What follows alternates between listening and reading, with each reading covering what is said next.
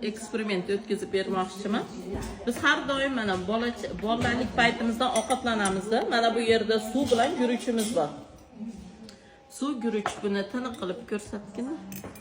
Endi bunga biz har doim yeyotgan narsalarimiz yodlarda. Yodlarda har doim yeymiz, ichamiz. Borgan sari organizmimiz borgan sari qorayishni boshlaydi. Bu yod qanday yopilmoqchi? Voy.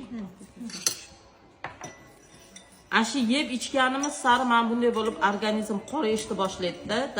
Qoshiq bormi shu yerda kichkinaroq? Stakanga qo'shish kerak ekana.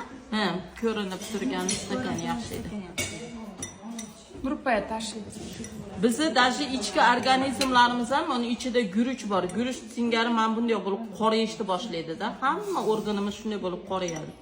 Endi organizmda har doim masalan trubalar shunday bo'lib qorayib ketganda nima bilan chistga qilamiz? Anaqa sredstvalar qo'shib tozalaymiz. Organizmni nima bilan tozalaymiz? Mana shu yillar davomida yegan yodlarimizni, ichki organizmimizni achistga qilib beradigan bu kompaniyamizda mana shunday bag'da bor. Bu bag'da har bir inson ichib foydalanishi kerakda. Endi buni har doim ichganingizda organizmda shunaqangi achistga qilib tozalab beradi. Даже yuzida dog'im bor, krem surkasam ham ketmayapti deyotganlarga men mana shuni tavsiya